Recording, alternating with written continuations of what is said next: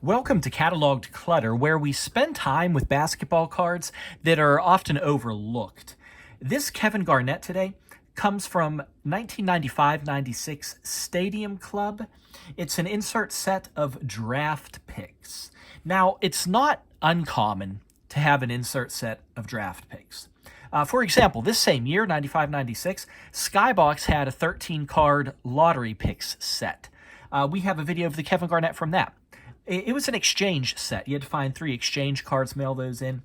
Hoops from this year, they had what they called an all-rookie insert set.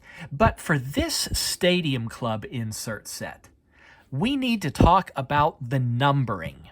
That makes this set a little bit unique. So for this set, Topps picked 15 players, but they are not the first 15 players in the draft. The number 1 pick, Joe Smith, he's not included in this set, okay? Sadly, Damon Stoudemire, he's not included in this set.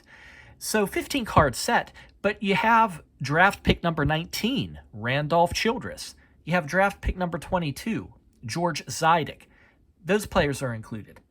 So again, 15 players selected, but not the first 15.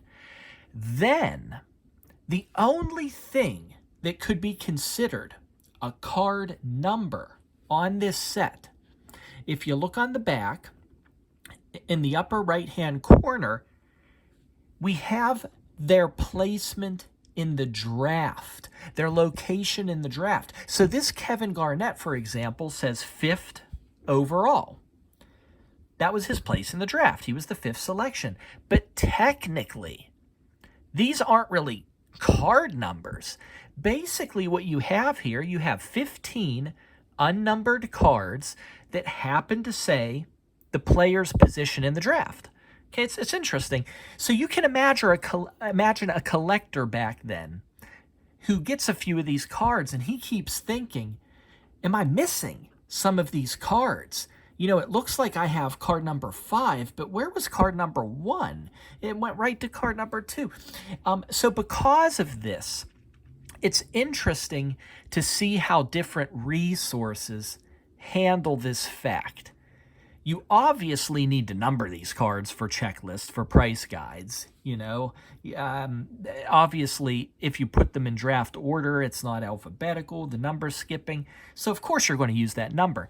But Trading Card Database, for example, they have a statement where they say, you know, cards number 1, cards number 7, and the others that don't appear, they say that they do not exist.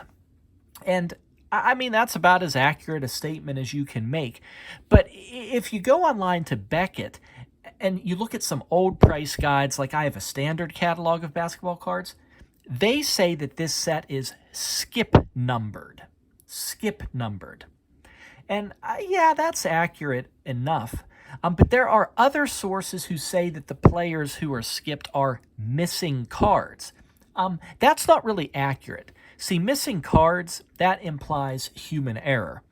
And usually here, we're skipping on purpose. It's not that they're missing. It was a purposeful selection of 15 players. So these resources that refer to it as skip numbered, yeah, maybe that's a little better. But that's enough about the numbering, or if you want to look at it the way I was saying, the lack of numbering, you know. It's just important to be aware that these 15 cards do not cover the first 15 selections. You were going to find these in Series 1 packs of Stadium Club cards. And this year, 95-96, when Topps sold their members-only sets, they did it in 2 different series that included the insert cards. So you would get like a Series 1 members-only set, and then that would include all the insert cards that were available for Series 1 as well. So you will find a members-only version of this card in that Series 1 factory set, the Members' Choice. I'll show you that one real quick. I happen to have it on hand. Here's the members-only. It's the same card, just has that marking on it in gold foil right there. See? So that's the members only one. Just be aware that that exists. Criticism of this card. This is not the first high school to pro rookie card that we've looked at that has this problem. They do this sometimes. If you go to the statistics section down here, they did change the word collegiate statistics to high school statistics. But after making that change, all of the stats themselves are not applicable.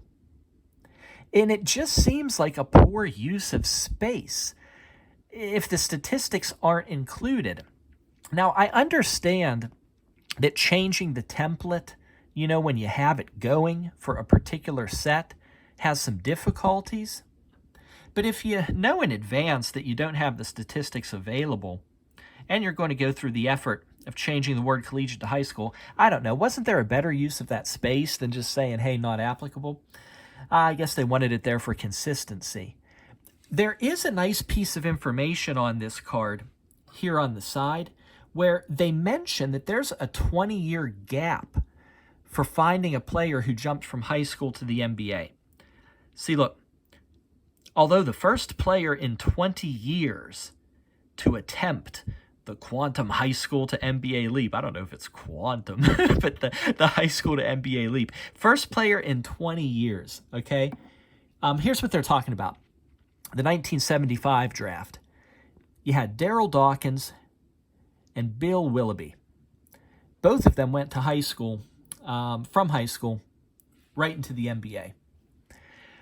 Why not Sean Kemp, you ask? Well, that wasn't an immediate jump. Now, Sean Kemp, he didn't play college ball, but that wasn't directly from the high school to the NBA.